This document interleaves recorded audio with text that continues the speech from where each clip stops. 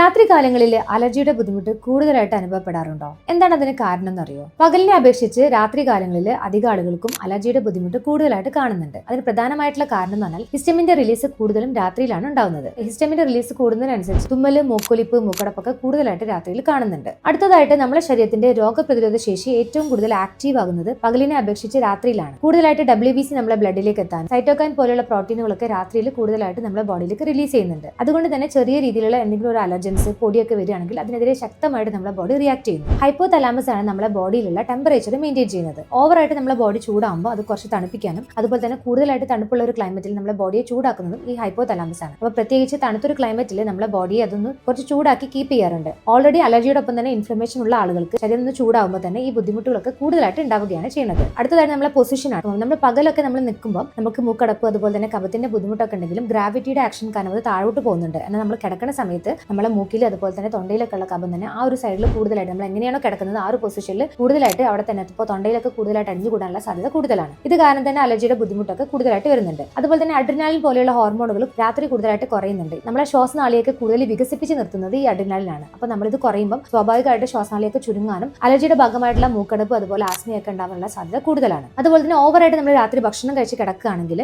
Gastric reflux ഉണ്ടാവാനും അത് നമ്മുടെ ത്രോട്ടിനെ ഇറിറ്റേറ്റ് ചെയ്തിട്ട് അലർജിയുടെ പോലെയുള്ള തുമ്മലും മുക്കലിപ്പൊക്കെ ഉണ്ടാവാനുള്ള സാധ്യത കൂടുതലാണ്. നമ്മൾ AC, ഫാനൊക്കെ രാത്രി കൂടുതലായിട്ട് ഉപയോഗിക്കുമ്പോൾ ഈ ബുദ്ധിമുട്ട് കൂടുതലായിട്ട് ഉണ്ടാവുകയാണ് ചെയ്യുന്നത്. അപ്പോൾ പ്രധാനമായിട്ട് നിങ്ങൾ ശ്രദ്ധിക്കേണ്ടത് റൂമൊക്കെ നല്ല ക്ലീൻ ആക്കി വെക്കുക, പൊടിപടലങ്ങൾ അതുപോലെ തന്നെ ഡസ്റ്റ് മൈറ്റ്സ് ഒന്നും ഇല്ലാതെ കീപ്പ് ചെയ്യുക. അതുപോലെ തന്നെ ആനിമൽസ്, നമ്മൾ പെറ്റ്സ് വളർത്തുന്ന ആളുകളാണെങ്കിൽ മാക്സിമം നിങ്ങളെ പെറ്റ്സിനെ എന്തായാലും റൂമിൽ അലോ ചെയ്യാതിരിക്കാൻ മാക്സിമം ശ്രമിക്കുക. കിടക്കുന്ന സമയത്ത് തലഭാഗം നന്നായിട്ട് ഉയർത്തി വെക്കാൻ ശ്രമിക്കുക. തൊണ്ടയിലും മൂക്കിലൊക്കെ ഉള്ള ഒരു കൂളിംഗ് നമുക്ക് ഒഴിവാക്കാൻ പറ്റും. അതുപോലെ തന്നെ മൂക്ക് നന്നായിട്ട് ചെറിയ ചൂടുള്ള വെള്ളത്തിൽ ഉപ്പിട്ടിട്ട് മൂക്കൊക്കെ നന്നായിട്ട് വാഷ് ചെയ്യുന്നത് വഴി തന്നെ നമുക്ക് ആ ഒരു ഇൻഫ്ലമേഷൻ നല്ല രീതിയിൽ കുറയ്ക്കാൻ പറ്റുന്നതാണ്. വൈകുന്നേര സമയങ്ങളിൽ തന്നെ നിങ്ങൾക്ക് അലർജിയുടെ ഭാഗമായിട്ടുള്ള മെഡിക്കേഷൻസ് ഒക്കെ മാക്സിമം എടുക്കാൻ ശ്രമിക്കുക. ഇത്തരം കാര്യങ്ങളൊക്കെ ശ്രദ്ധിച്ചിട്ടുണ്ടെങ്കിൽ നിങ്ങൾക്ക് രാത്രിയുള്ള ഈ ഒരു ബുദ്ധിമുട്ട് നല്ല രീതിയിൽ കുറയ്ക്കാൻ പറ്റുന്നതാണ്. അലർജിയെ ബുദ്ധിമുട്ടുന്ന നിങ്ങളുടെ ഫ്രണ്ട്സിനും റിലേറ്റീവ്സിനും ഈ ഇൻഫർമേഷൻ മാക്സിമം ഷെയർ ചെയ്യും.